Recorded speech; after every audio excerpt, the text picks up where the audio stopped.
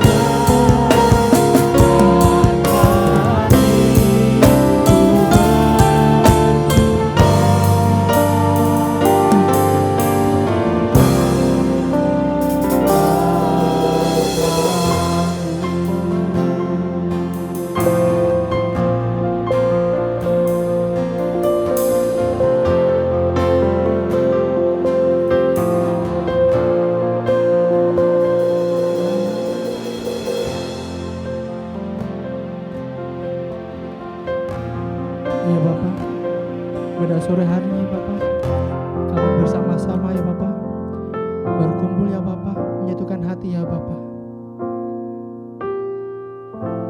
menyadari ya Bapak, begitu besar kasih-Mu ya Bapak, dan kami ingin menyanyikan ya Bapak, bersama-sama pujian, pengagungan kehadiran-Mu Tuhan.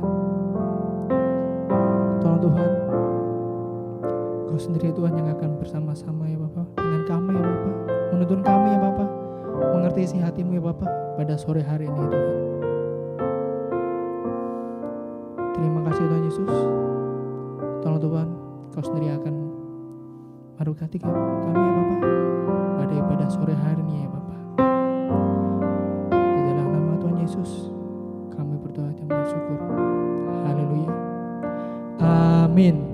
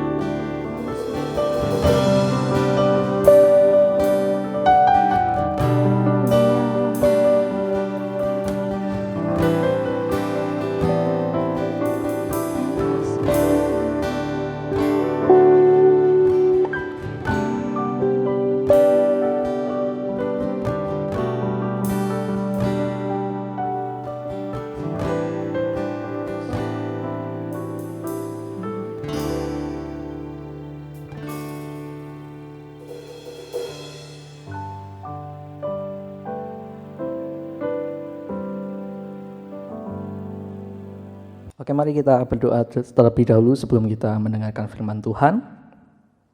Sungguh kami bersyukur ya Tuhan punya Allah seperti Engkau, Allah yang selalu mengasihi kami, Allah yang selalu memberkati kami, melindungi kami dan menyertai kehidupan kami. Kami pada sore hari ini bersyukur buat kesempatan yang Tuhan berikan kepada setiap kami, untuk kami boleh memuji dan menyembah Tuhan. Dan kami mau bersama-sama belajar akan firman-Mu, biarlah firman-Mu boleh menerangi setiap hati kami boleh mempersiapkan hati kami untuk menuju masa depan yang indah bersama dengan Tuhan. Dan kami mempercayakan kehidupan kami Tuhan ke dalam tangan kasih kuasa-Mu, karena kami percaya Engkau Allah satu-satunya penyelamat kehidupan kami. Oleh karena itu Tuhan, biarlah hati kami, pikiran kami terus tertuju kepada Tuhan. Di dalam nama Tuhan Yesus Kristus kami berdoa dan mengucap syukur. Haleluya. Amin. Ya, shalom teman-teman yang dikasihi Tuhan. Puji nama Tuhan, kita boleh kembali bersyukur kepada Tuhan di tengah-tengah kehidupan kita hari-hari ini. Kita percaya bahwa Tuhan Allah selalu menyertai dan memberkati setiap kita. Teman-teman yang dikasihi Tuhan, mari kita membuka Alkitab kita. Kita belajar dari satu kebenaran firman Tuhan yang diambil dari kitab Amsal pasal yang ke-23 ayat yang ke-18. Ini ayat yang sangat terkenal, ayat yang sering kita baca.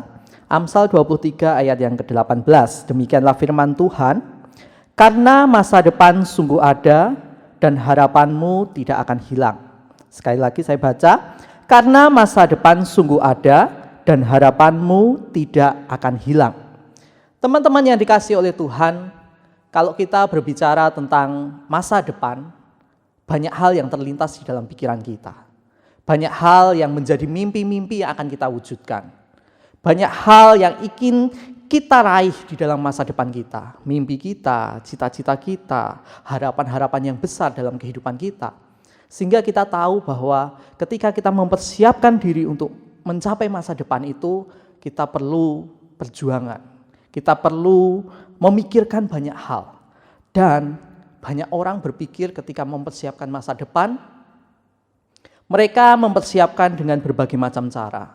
Mereka berpikir mungkin dengan memiliki uang yang cukup, mereka bisa memastikan masa depan mereka baik. Atau mungkin kita sebagai pelajar, dengan nilai yang terbaik, kita memberikan nilai yang terbaik, kita memastikan bahwa suatu saat saya memiliki masa depan yang terbaik. Atau bahkan juga dengan kemampuan pribadi, skill, talenta, potensi yang Tuhan taruh dalam diri kita kembangkan sedemikian rupa untuk kita mempersiapkan masa depan kita. Banyak orang melakukan semuanya itu atau menghabiskan banyak waktu, tenaga untuk mempersiapkan masa depannya. Sampai mereka lupa bahwa selain mempersiapkan masa depan, tentu masih banyak hal yang harus dikerjakan di dalam kehidupan kita. Teman-teman yang dikasihi oleh Tuhan, kalau kita melihat situasi keadaan yang saat ini, kita tahu ya bahwa situasi yang sangat tidak terduga itu datang, ya tidak terduga, datang begitu saja.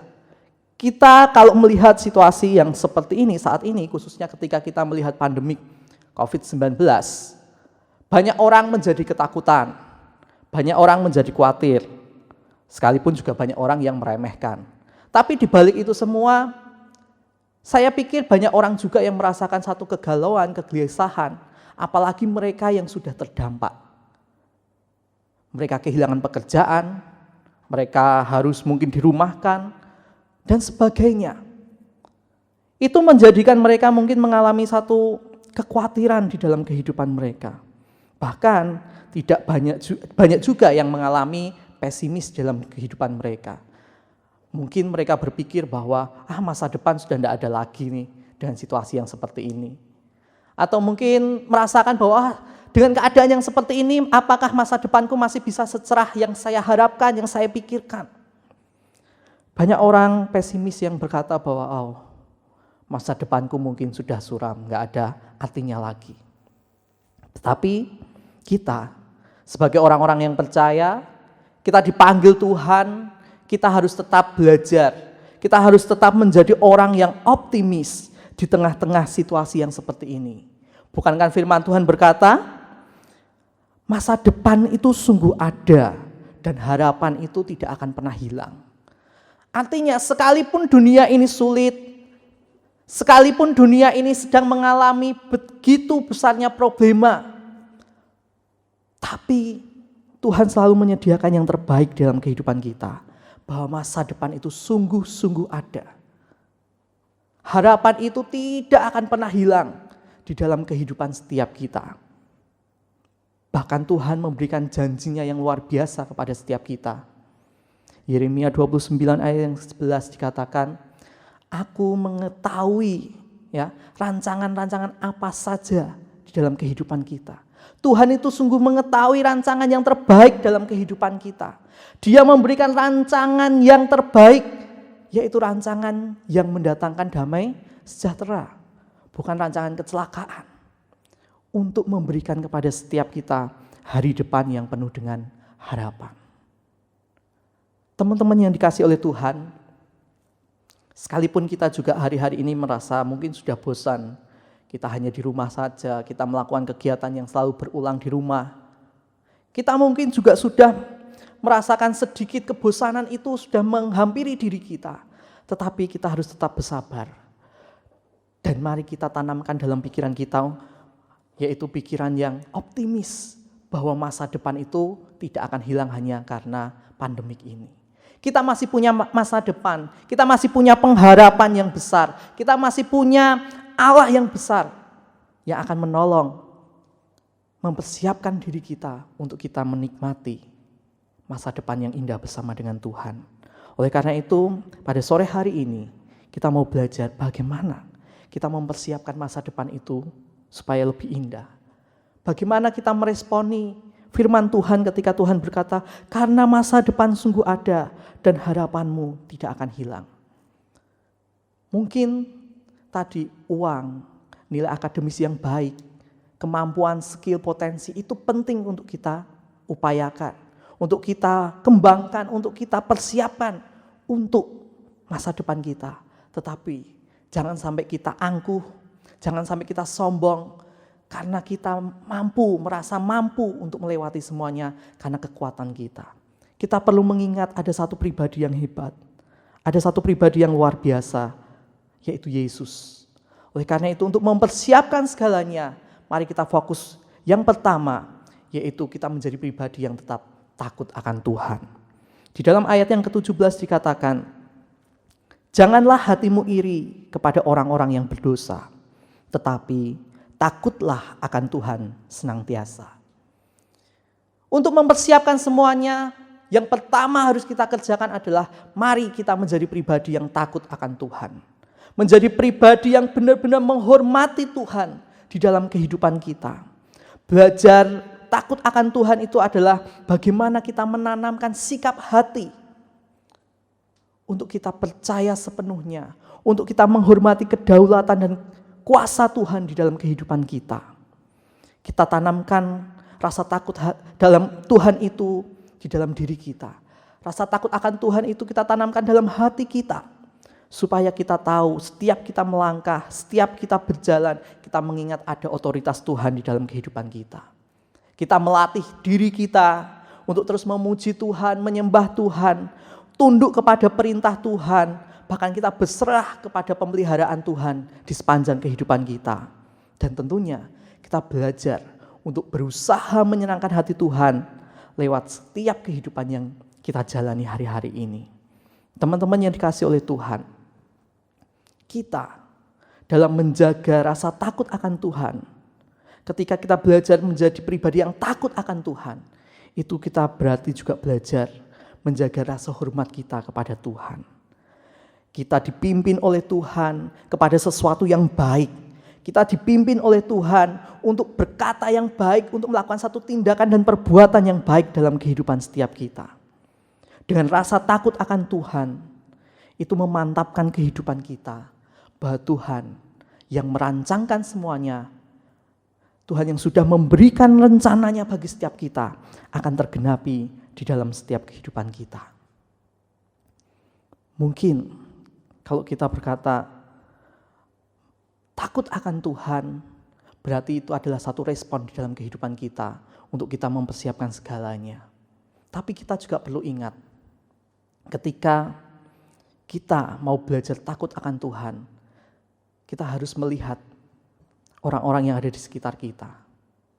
Bukankah rasa takut akan Tuhan itu juga tidak bisa lepas dengan orang-orang yang ada di dalam sekitar kehidupan kita secara nyata. Secara khusus adalah orang tua. Kita bisa berkata, aku takut akan Tuhan, tapi kita tidak pernah menghormati mereka, orang tua kita misalnya. Yang nyata di dalam kehidupan kita, yang nyata yang ada di sekitar kita itu adalah wujud nyatanya kita menghormati Tuhan. Ketika kita belajar untuk menghormati orang tua kita belajar untuk mendengarkan apa yang menjadi rencana mereka, yang menjadi nasihat mereka bagi setiap kita. Kita sebenarnya juga belajar untuk menjadi pribadi yang takut akan Tuhan. Tuhan berkata di dalam ayat yang ke-12 dikatakan, arahkanlah perhatianmu kepada didikan dan telingamu kepada kata-kata pengetahuan. Di dalam ayat yang ke-22, dengarkanlah ayahmu yang memperanakkan engkau dan janganlah menghina ibumu kalau ia sudah tua. Menjadi takut akan Tuhan berarti kita juga memberikan respon kita kepada orang tua kita. Bagaimana kita menghormati mereka, bagaimana kita memperlakukan mereka, bagaimana kita menghormati mereka yang sudah mendidik kita sejak kita kecil, yang mengajarkan banyak hal kepada setiap kita. Karena mereka adalah wakilnya Tuhan. Ketika kita bisa menghormati yang kelihatan, ketika kita bisa menghormati orang tua kita yang secara fisik ada bersama dengan kita, kita pasti juga bisa mampu untuk menghormati Allah kita, Tuhan yang tidak kelihatan. Kita tidak mungkin bisa berkata bahwa aku menghormati Allah, aku takut akan Allah, tetapi hidupnya tidak pernah mendengarkan orang tua, tidak pernah mendengarkan didikan orang tua, dan seenaknya sendiri menjalani kehidupannya. Itu sama saja bahwa kita tidak belajar untuk takut kepada Tuhan. Oleh karena itu teman-teman yang dikasihi Tuhan, mari tanamkan di dalam diri kita untuk mempersiapkan masa depan kita yang pertama, yang paling penting itu adalah menjadi takut akan Tuhan. Karena di dalam takut akan Tuhan, menolong kita, memampukan kita, menjadikan pribadi untuk mampu melangkah bersama dengan Tuhan di dalam karya dan rencananya. Itu yang pertama. Kemudian yang kedua, untuk mempersiapkan masa depan, kita harus apa? Harus menjadi bijak. Kita harus belajar menjadi bijak. Di dalam ayat yang ke-19 dikatakan, hai anakku, dengarkanlah dan jadilah bijak. Tujukanlah hatimu ke jalan yang benar. Di situ dikatakan menjadi bijak. Hidup ini adalah sebuah pilihan. Ketika kita memilih sesuatu, ketika kita sudah menetapkan sesuatu, berarti kita harus siap menanggung tantangannya, resikonya, konsekuensinya yang sudah kita pilih. Bukankah kita setiap hari juga diperhadapkan dengan banyak pilihan? Dan setiap pilihan itu sekaligus menolong kita, memantapkan hati kita. Ketika kita sudah memilih dan ada konsekuensi, ada tantangannya, ada resikonya, berarti itu justru mendorong kita, menjadikan kita semakin mampu melihat sesuatu itu dari kacamata iman kita. Apa yang harus kita lakukan? Apa yang harus kita kerjakan ketika kita melihat persoalan dari apa yang kita pilih? Teman-teman yang dikasihi Tuhan, Injil Tuhan berkata bahwa segala sesuatu yang kamu kehendaki supaya orang perbuat kepadamu, perbuatlah demikian juga kepada mereka.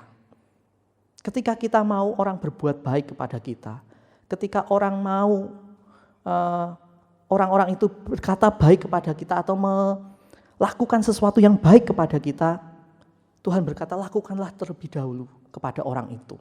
Perbuatlah seperti itu kepada mereka, supaya mereka apa yang kita kehendaki, apa yang orang lain ingin perbuat dalam diri kita itu menolong kita, membuat kita juga menikmati apa yang mereka kerjakan di dalam hidup kita. Oleh karena itu ketika ayat ini berkata bahwa segala sesuatu yang kamu kehendaki supaya orang perbuat kepadamu, perbuatlah demikian juga kepadamu, kepada mereka. Ini secara tidak langsung berbicara tentang cinta kasih. Secara tidak langsung berbicara tentang kasih. Orang yang dipenuhi dengan kasih, Orang yang dipenuhi dengan cinta kasih itu adalah orang-orang yang mengarah kepada hidup yang bijaksana. Kalau kita mau menjadi bijak, kalau kita mau menjadi pribadi yang bijak, kita harus tetapkan di dalam diri kita harus punya cinta kasih. Karena di dalam cinta ada pengampunan. Di dalam cinta ada sebuah kata maaf yang bisa kita berikan. Jadi orang yang bijak pasti ada cinta kasih di dalam hatinya. Karena dari situ orang-orang ini akan menolong hidupnya untuk mampu memaafkan, mengampuni orang yang bersalah kepada setiap kita sebagai pribadi-pribadi yang sudah Tuhan pilih dalam hidup ini. Teman-teman yang dikasihi oleh Tuhan, menjadi bijaksana itu bukan sesuatu yang mudah. Tetapi itu juga bukan sesuatu yang mustahil untuk kita lakukan. Kita pasti bisa. Karena bijak lahir dari apa? Lahir dari hikmat. Hikmat itu lahir dari firman Tuhan. Kalau kita mau menjadi bijak, kita mau kembali. Kita takut akan Tuhan, kemudian hati kita harus melekat kepada Tuhan, dan kita harus mencintai firman Tuhan. Karena dari firman Tuhan, karena dari setiap firman yang kita baca, yang kita renungkan, itu mendatangkan hikmat dalam diri kita. Dan hikmat itu menuntun kita kepada pribadi yang bijak. Bijaksana adalah kemampuan akal budi kita untuk menerima hikmat Tuhan, menentukan tindakan apa yang harus dilakukan untuk menghadapi masalah yang terjadi di dalam kehidupan di dunia ini. Jadi hikmat Tuhan menuntun kita untuk menjadi pribadi yang bijak. Untuk kita mempersiapkan masa depan kita, boleh kita berfokus kepada apa tadi yang kita pikirkan. Uangkah? Nilaikah? Kemampuan pribadi? Boleh. Karena itu adalah persiapan kita. Tetapi kita juga harus bijak menentukan segala sesuatu. Bukankah kita juga masih ada sekeliling kita yang perlu kita perhatikan? Fokusnya bukan hanya itu saja. Masih banyak hal yang perlu kita perhatikan ketika kita menjadi orang-orang yang sudah Tuhan pilih. Bukan hanya fokus kepada masa depan kita saja, harus ini dan kita melupakan banyak hal. Tetapi mari kita mampu mengatasi keadaan ini dengan hati yang takut akan Tuhan dan bijak ketika kita melakukan segala sesuatu. Karena Tuhan sudah menentukan di dalam kehidupan kita untuk menjadi pribadi-pribadi yang menang di masa depan. Satu kali lagi saya bacakan ayat yang kita baca. Karena masa depan sungguh ada dan harapanmu tidak akan hilang. Mari kita tetap percaya, mari kita tetap melihat harapan yang besar itu hadir di dalam kehidupan kita. Mari kita tetap percaya, tetap optimis bahwa masa depan kita di dalam Tuhan adalah masa depan yang luar biasa, masa depan yang indah, masa depan yang memang sudah Tuhan tentukan, yaitu masa depan yang penuh dengan damai sejahtera. Bila firman Tuhan kita pada kesempatan sore hari ini memberkati setiap kita sekalian. Mari kita berdoa. Bapa yang baik, kami percaya akan kuasa dan pertolongan Tuhan. Kami percaya bahwa Tuhan yang sudah merancangkan masa depan yang terbaik dalam hidup kami, sehingga kami menjadi anak-anak yang selalu optimis, selalu percaya akan tuntunan, akan perlindungan, akan kasih sayang bagi setiap kami. Sekalipun hari-hari ini kami merasa bahwa dunia ini sedang mengalami banyak sekali problema, tapi kami tetap percaya masa depan bersama dengan Tuhan adalah masa depan yang indah. Tolong kami untuk kami tetap percaya. Tolong hati kami untuk tetap menjadi pribadi yang takut akan Tuhan. Tolong hati kami, pikiran kami, pribadi kami untuk menjadi pribadi yang bijak dalam menentukan baik masa depan kami, baik segala tindakan dan perkataan yang akan kami lakukan di sepanjang kehidupan ini. Karena kami tahu ketika firman Tuhan hadir dalam hidup kami, hikmat Tuhan ada dalam hidup kami akan menjadi pribadi yang bijak karena Tuhan menyertai kami.